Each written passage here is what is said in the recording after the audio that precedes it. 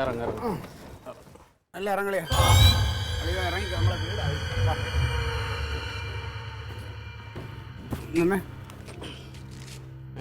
കൊടുക്കാടാ, ഞാൻ കൊടുത്തോളാം. അതൊക്കെ നമ്മൾ കൃത്യമായിട്ട്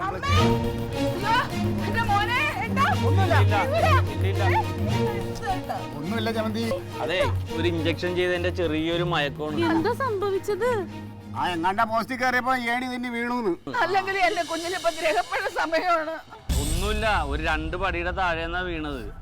കല്ലിൽ ചെന്ന് പതുക്കെ തലടിച്ച് എല്ലാം ചെയ്ത്. എന്തെങ്കിലും വേദന എന്തെങ്കിലും ഉണ്ടെങ്കിൽ നാളെ കൊണ്ടുവന്നാൽ മതി എന്ന് ഡോക്ടർ പറഞ്ഞിട്ടുണ്ട്. അകത്തോണ്ട് കിടത്തവന് ബഹളം ഉണ്ടാക്കല്ലേ, കുഴപ്പമൊന്നുമില്ല.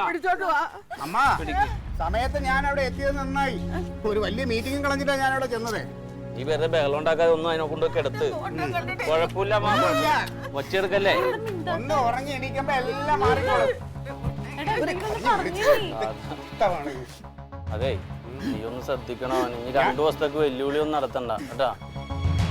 2 ദിവസം എനിക്ക് ഇച്ചിരി സ്വസ്ഥത കിട്ടും. അതാണ് ഞാൻ ആലോചിച്ചോണ്ടിരിക്കുന്നത്. കേട്ടോ, എന്തേലും ഉണ്ടെ വിളിക്കണേ.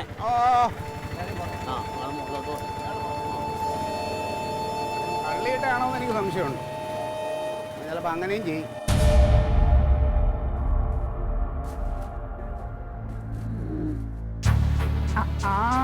ഇതുവരെ എനിക്ക് ഏട്ടാ എനിക്ക് 10 മണിയായി. എണീറ്റ് അങ്ങോട്ട് എണീക്കാൻ. അമ്മ നല്ല പന്ത് കളി കഴിഞ്ഞിട്ട് വന്ന സമയം പിന്നെ ഇപ്പൊ തന്നെ വിളിക്കാൻ നിൽക്കുന്നുണ്ട്. പന്ത് കളിയാ? അമ്മയോട് ഞാൻ പറഞ്ഞു. സ്വപ്നം കണ്ടോ? എണീറ്റേ, എണീറ്റ് പല്ലൊക്കെ തേക്ക് ഒന്ന് ഫ്രഷ് ആവുമ്പോ ക്ഷീണം മാറൂന്ന പുത്തൂച്ചിരൂട്ട ഞാൻ. ബാ ചായ കുടിക്കാൻ. എണീക്ക് എണീക്ക്, ബാ പല്ല് തേക്ക്, എന്നിട്ട് ഒരു ചായയൊക്കെ കുടിക്കുമ്പോ റെഡിയാവും. ഇപ്പൊ വേദന ഉണ്ടോ ഇവിടെ? വേദന ഉണ്ടോ? ക്ഷീണം തോന്നുന്നുണ്ടോ? ബാ എണീക്ക്, വാന്ന് ബാ.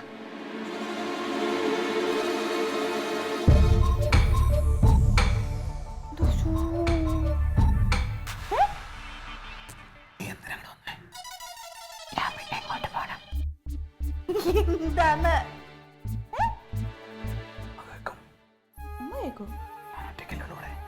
അതല്ലേ ഞാൻ ഇങ്ങോട്ട് വന്നേ.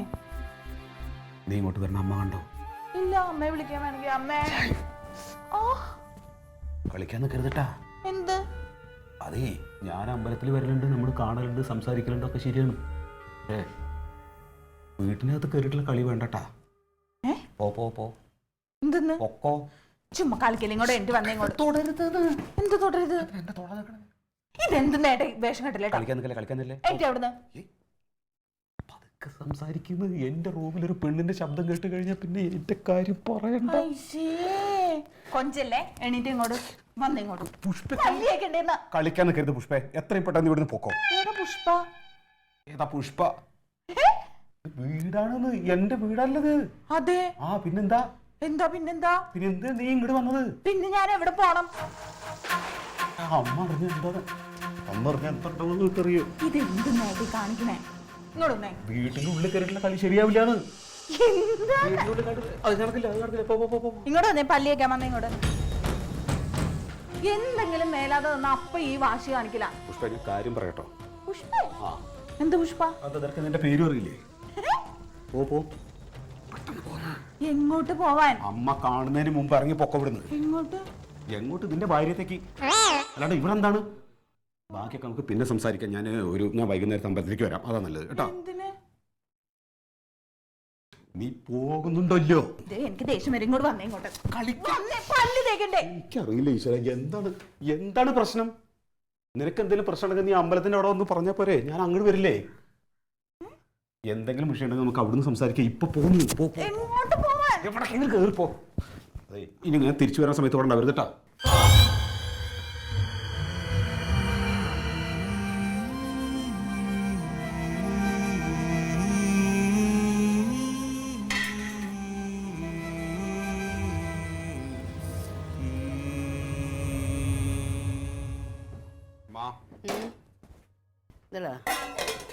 എന്നാ ചായ കട്ടൻ ചായ ആയില്ലേ? ഇതാ. ആ പിന്നെ ഞാൻ ഇന്നലെ പന്തളിക്കാൻ പോയിട്ടേ. പന്ത് കളിക്കാനാ? ആ മഴയത്ത് പന്തളിക്കാൻ പോയി. അപ്പൊ ജലദോഷം വന്നിട്ടുണ്ടോ എന്ന് എനിക്ക് ചെറിയൊരു സംശയമുണ്ട്.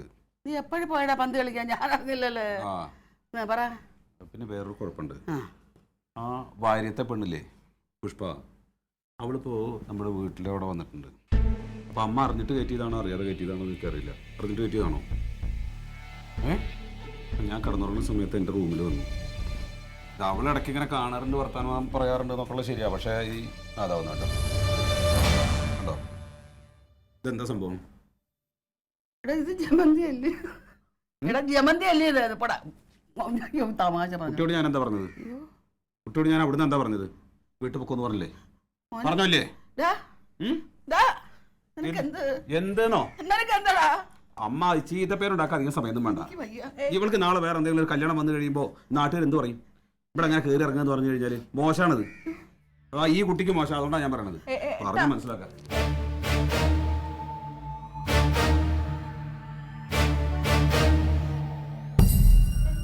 എനിക്കൊന്നും മനസ്സിലാവുന്നില്ല. ചുമ്മാ കാണിക്കുന്നതാണോ? അല്ല അല്ല അല്ല അല്ല, അവനെന്തോ സാരമായിട്ട് ബാധിച്ചിരിക്കുന്നു. ഒന്ന് പോയി ചോദിക്ക എന്താന്ന്. അമ്മയും കൂടി വാ, ഒന്ന് ചോദിക്കേ.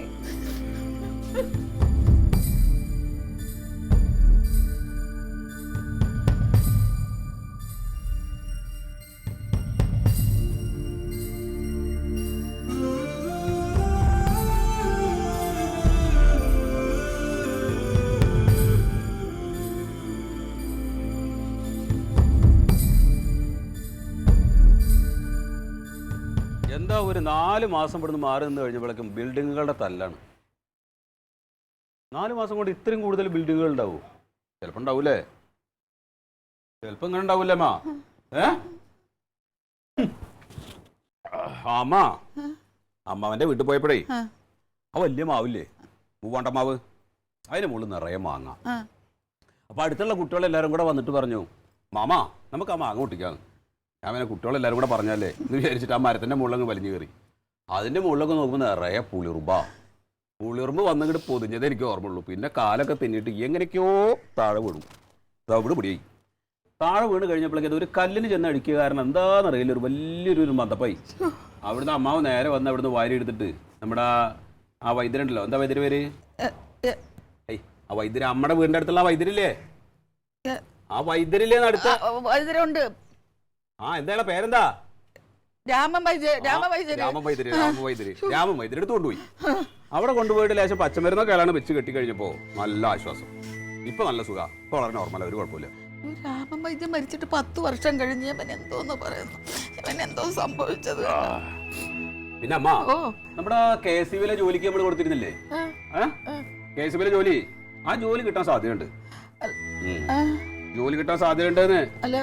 അപ്പൊ അമ്മാവൻ ചോദിക്കുക എന്നോടേ, അല്ലടാ ഇപ്പൊ ഈ മാവിന്റെ മുകളിൽ നിന്ന് വീണ പോലെ പോസ്റ്റിന്റെ മുകളിൽ കയറേണ്ടി വരും. അപ്പൊ പോസ്റ്റിന്റെ മുകളിൽ കയറുമ്പോ നീ അതിന്റെ മുകളിൽ നിന്ന് വീണാലോ?